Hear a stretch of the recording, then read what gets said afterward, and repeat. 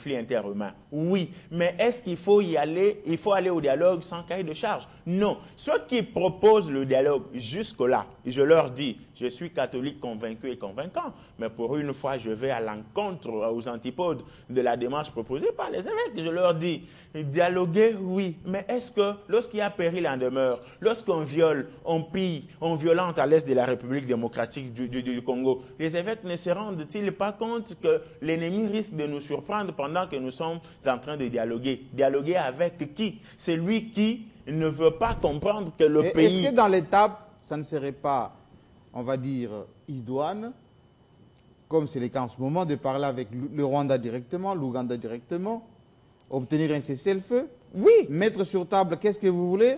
C'est ça le problème. Et que les Congolais se mettent ensemble pour... J'ai toujours dit, c'est 30 secondes. 30 secondes. S'il te plaît, 30 secondes, je viens John. de lire les conclusions des Kampala. Vous allez continuer. S'il te plaît. Vous m'arrêtez, moi je ne vous arrête pas. Oui, John, allez-y. Je viens de lire les conclusions de Kampala. Il a été expressément demandé au gouvernement congolais d'examiner et de veiller à l'exécution ou à la mise en place d'une commission. Non seulement ça, des exigences du M23. Oui. Il a été demandé expressément au gouvernement congolais de pouvoir veiller aux exigences du M23. Mais aujourd'hui, là, ça veut dire quoi? Qu'en réalité, l'Ouganda ne voudra jamais négocier avec la RDC, parce que négocier avec la RDC, ça veut dire reconnaître que l'Ouganda a attaqué la RDC. Or, l'Ouganda renie cela. Le Rwanda, pareil, et le Burundi, mêmement. C'est-à-dire, ils renvoient la balle au gouvernement congolais, à la RDC. Mais c'est la RDC d'être subtile, parce que ça, c'est un piège. C'est un piège en réalité. Ils vous renvoient à des soi-disant Congolais, mais qui représentent en réalité leurs intérêts. Mais alors, face à cela, si moi je dis les dialogues, il faut l'établir maintenant à deux niveaux. Parler avec les M23, qui est l'émanation de ces États étrangers. Ça, c'est un autre niveau. Parler maintenant entre Congolais, c'est le premier niveau qui doit absolument être indiqué et indispensable. Et pourquoi ne pas inverser? Non. Parler avec les Rwandais, l'Ouganda et parler avec les M23 par des Congolais ensemble. Non. Excusez-moi, contrairement à mon ami, vous savez, les évêques... Ton ami qui n'a pas fini. Hein, les évêques, vous allez récupérer. Avant qu'on change de... Tout en disant qu'il est catholique, et moi aussi je suis catholique, je crains que mon ami soit excommunié de sa paroisse, car il nie, n'est-ce pas, la démarche des évêques. Les évêques, ce sont des prophètes. Le droit canon ne le prévoit pas. Les évêques, ce sont des... La liberté d'expression. Les évêques, ce sont des savants. Oui. Les évêques ont constaté ceci. J'ai les journaux, j'ai les documents. Les évêques ont constaté que la RDC est en incapacité, n'est-ce pas, de faire la guerre avec le Rwanda. Ça, c'est la première hypothèse. Alors, dans ces cas, j'en arrive, mais c'est jamais. négocier. Ça, c'est la première hypothèse. Je l'ai dit dans mon introduction. On doit négocier pour sauver des vies. Je l'ai dit dans mon introduction. Oui. Nous sommes une armée infiltrée à 90%. Donc affaiblie. Affaiblie. Oui. C'est le Rwanda qui... Alors, avancez. Ça, Alors, vous maintenant, l'avez déjà dit. vous allez faire la guerre avec vos propres frères? Au plus malin que vous. Non, c'est faux. Les évêques ont compris. Nous n'avons pas une armée en tant que telle. Donc, nous allons sur d'autres n'avons pistes. qu'un regroupement de militaires. D'où il faut maintenant dialoguer. C'est la seule voie de sortie qui peut sauver nos frères qui sont en train de mourir aujourd'hui. Qui peut nous sauver aussi, nous qui sommes à Kinshasa, parce que du moment où nous n'aurons pas une armée appropriée, ces gens-là vont arriver jusqu'à Kinshasa. C'est ça les problèmes. Et ça sera plus compliqué, la organisation pour enclencher. Donc, il faut aller au dialogue. Merci. On doit dialoguer avec ces gens. Je dis à Daniel Safou Boussemouni que nul n'est contre le dialogue sur ce plateau de télévision, mais plutôt je dis que lorsque vous vous voyez être agressé par un petit, un garçon, un gamin chez vous chaque 6 heures, vous devez cesser de dialoguer avec ce petit qui doit venir s'aimer du désordre chez vous. Vous devez plutôt avoir son père. Vous devez plutôt voir son père parce que vous vous rendez en bon africain compte qu'un petit ne peut pas... D'où l'implication des stratèges. Voilà pourquoi je dis il faut dialoguer avec la force motrice du conflit à l'est de la RDC. Et voilà pourquoi je dis la République démocratique du Congo, l'ayant si bien compris, est allée jusqu'à toquer à la porte du Conseil de sécurité des Nations Unies. C'est pas rien ça.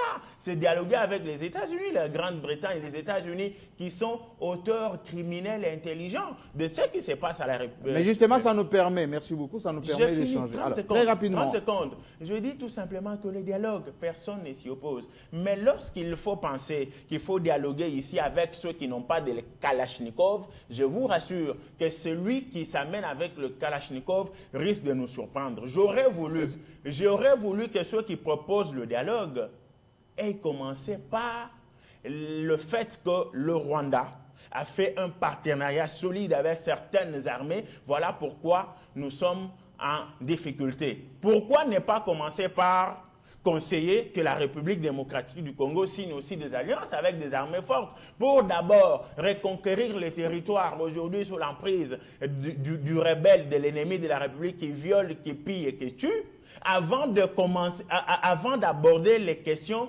relatives à nos problèmes internes qui n'ont rien à voir avec les revendications prioritaires du M23, qui n'en est pas un, mais qui est plutôt une marionnette téléguidée par des individus que Daniel Safou connaît, que John Ngombo connaît très bien. Merci beaucoup. Alors ça nous permet maintenant de passer à la thématique d'après, la thématique suivante, qui est sur la présence de cette MONUSCO ici au Congo.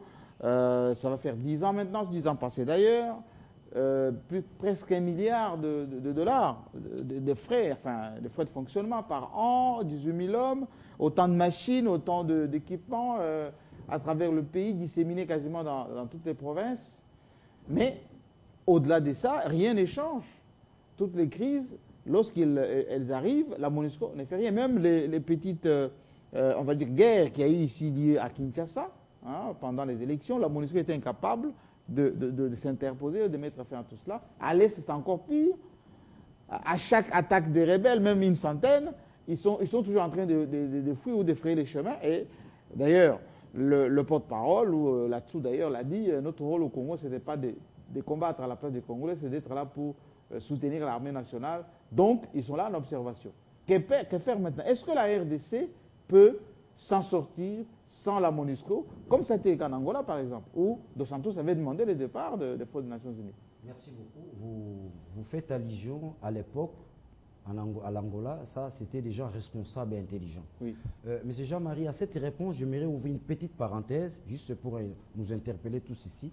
Hier au Sénat, le Premier ministre était interpellé, et il n'a pas eu l'État, il a envoyé une correspondance. La correspondance était lue par le rapporteur Moutinga. J'en profite, par cette parenthèse, demander à haute voix la démission du Premier ministre. Il doit démissionner. Le Premier ministre, dans sa correspondance... Pourquoi il doit démissionner? J'en arrive. Oui. Il stipule dans sa correspondance que son médecin lui avait demandé de ne pas trop travailler. Fin de citation. Je ne mens pas ce que je dis. Je suis un journaliste aguerri. Non, mais il y a aussi... J'en arrive, M. Jean-Marie. Légitime. Émile Zola nous définit comme étant des historiens du temps présent. Il faut qu'on soit aussi... J'en arrive. Non, il faut... Monsieur Safou, d'ailleurs, il faut que je précise. Il faut qu'on soit aussi humain. Il est Premier ministre, oui, mais il lui est arrivé une situation que tout le monde connaît. On cherche celui qui est en bonne santé. Maintenant, non, on empêche. Ça ne lui interdit pas les droits d'être fonctionnel en vie. D'ailleurs, il travaille un peu plus que ça. Je dis tout simplement que, autant Diomi Ndongala l'a dit, que je ne pouvais pas venir. Mais Diomi n'est pas au sommet de l'État, il ne gère pas l'État au quotidien. Non, j'ai dit, ça fait partie. Moi, je m'intéresse. C'est l'une des raisons. L'État au quotidien. Parce qu'il vit par rapport à mon argent. Absolument. Du contribuable. Vous avez raison, mais il faut aussi être humain. Donc, je ferme la parenthèse. Je crois que prochainement, le président de la République doit me chercher un Premier ministre en bonne santé. Pas celui qui, les médecins demandent de ne pas trop travailler. Je reviens au niveau de la MONUSCO. Mais qui a fait appel à la MONUSCO? C'est le gouvernement congolais. Nous, oui. Mais quand il constate qu'il y a des failles, il y a défaillance dans les chefs de la MONUSCO, qu'est-ce que ce gouvernement va faire? Il va demander son retour, qu'il regagne.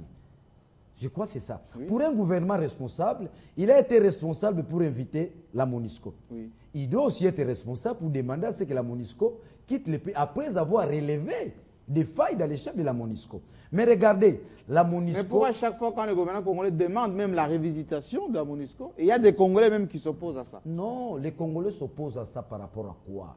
Mais c'est Jean-Marie. Parce qu'aujourd'hui, savait que la MONUSCO ne fait rien. On se le dise. Oui. Aujourd'hui, nous voulons la cohésion nationale. Oui. John a dit, il faut que nous, les Congolais, soyons tous autour d'une table. C'est là la solution de la guerre. Oui. Mais l'honorable Lokondo, au Palais du Peuple, a dit quelque chose, j'ai noté.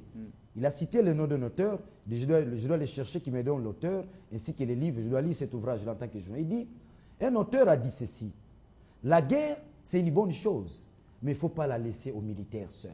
Fin de citation. C'est-à-dire qu'il faut qu'il y ait l'implication, n'est-ce pas, des masses populaires. Mais chez nous, qu'est-ce qui se passe? Nous avons des problèmes sérieux à l'interne. Il se pose des problèmes. On n'a jamais harmonisé cette histoire de la vérité des urnes. L'église, Tshisekedi de l'autre côté.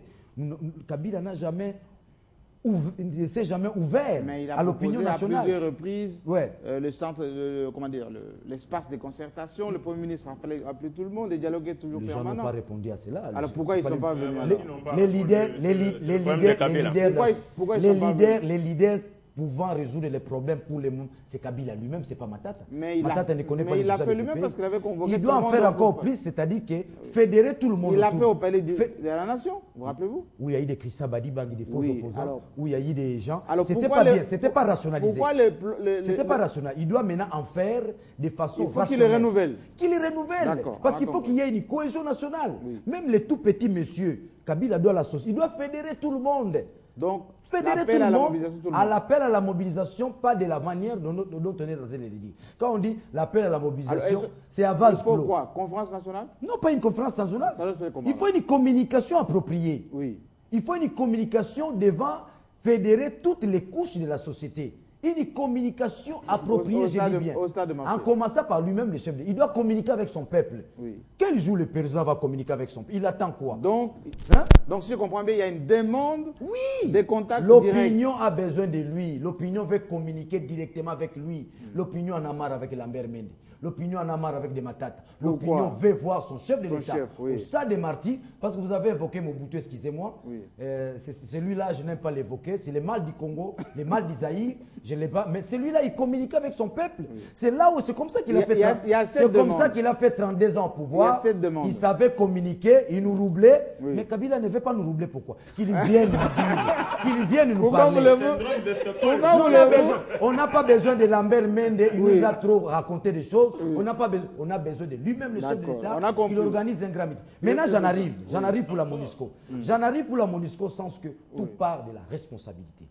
La MONUSCO est claire là-dessus. La MONUSCO dit, ce qui est arrivé à Goma, ce n'est pas seulement nous-mêmes. Le gouvernement congolais aussi a une part de responsabilité. Moi, je pense que c'est au gouvernement de donner à la MONUSCO la ligne de conduite. Au cas où vous vous comportez mal de cette manière, par rapport à votre cahier de charges, vous allez partir. Mais lorsque le gouvernement se comporte en enfant, en commandeur, parce que n'oublie pas, les budgets que nous avons, à 50% dépend de l'extérieur. La MONUSCO, c'est le non-dit de l'extérieur. Voilà là on est toujours enfant. Donc il faut qu'on puisse il faut être responsable. C'est consolidé, oui. Je veux aider dans Daniel Safo quand il dit la population en a marre de Mende ne dit pas des choses qui lui viennent dans la tête. Il est le porte-parole du gouvernement. Donc il est en intelligence avec le chef de l'État. Il y a ce qu'on appelle la délégation de pouvoir. Il y a ce qu'on appelle la délégation des signatures. Oui. Je crois que si le chef de l'État n'était pas d'accord avec Mende, il aurait démis de ses fonctions depuis longtemps. C'est le ministre de la communication unique en son genre depuis comment je connais la République démocratique du Congo qui ne permet pas aux Congolais de se poser des questions lorsqu'il y a des problèmes récurrents dans la République. Au lieu que les Congolais se posent des questions, qu'y a-t-il là, qu'y a-t-il ici, Mende est là pour et là, le courage de l'affronter. Si pas en amont, même en aval, pour dire aux Congolais, et là, il y a ça, il y a ça. Je crois que devant les faits, on doit s'incliner. Parfois avec des contradictions. Mais il est humain s'il y a des contradictions, c'est normal.